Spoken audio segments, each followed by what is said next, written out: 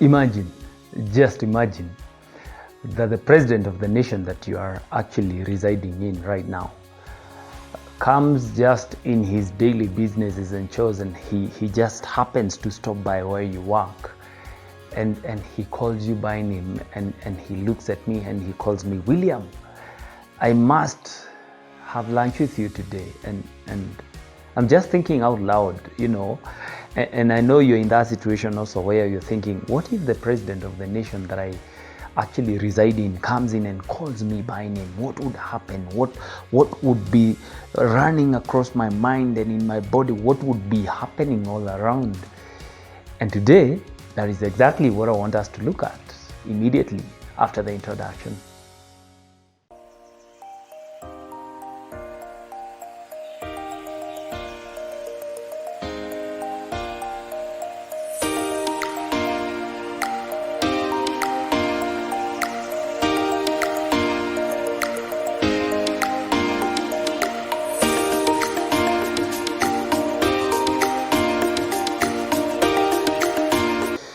So Jesus is just walking around doing whatever he used to do best during those times, and he comes to this place where this very short man called Zacchaeus hears that Jesus is in the city, and he decides, you know what, I will go and see him.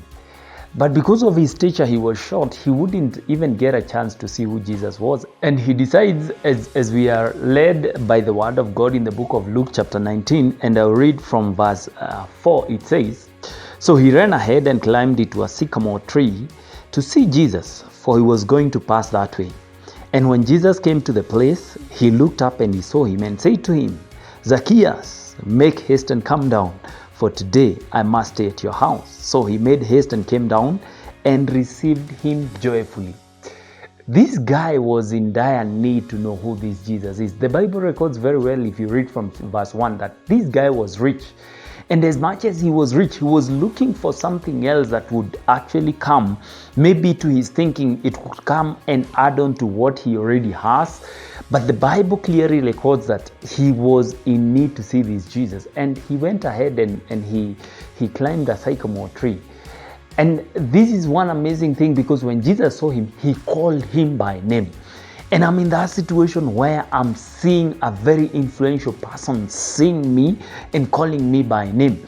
And many other times we think we are forgotten. Many other times we think that the things that has actually happened in our lives has erased our name.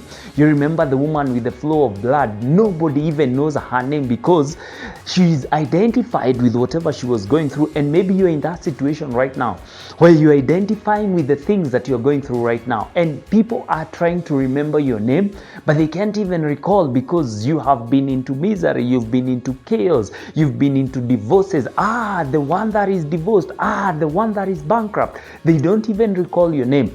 But I came to encourage you this wonderful moment and to tell you, there's one who knows your name. He knows your name despite the mud that you've been in. He will look at you and he will call you by name because he loves you.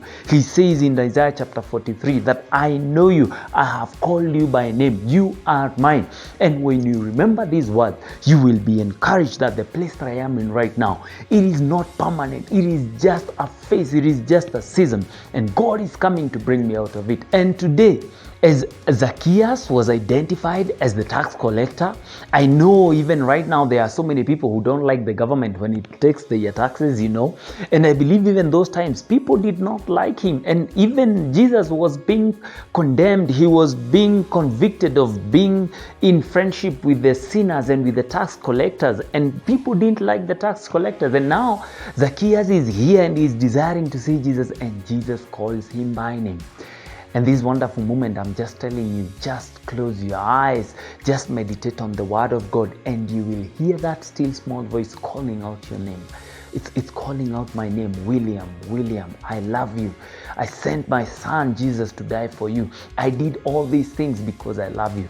And in case people have identified with whatever things you're going through, and you think that your name is forgotten, I came to encourage you.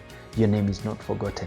He knows you by name. There's a song that says, He knows my name. He knows my every thought. He keeps every tear that falls, and He hears me when I pray. I just wish that you get this reality deep down in your heart and know that the tough times that you're going through do not define you. The mud that you're in will never make God to forget your name, because He says, I love you. This is the Faith Crusaders, where we are all about revealing Christ-like attitudes of awakening. God bless you, and see you in our next show.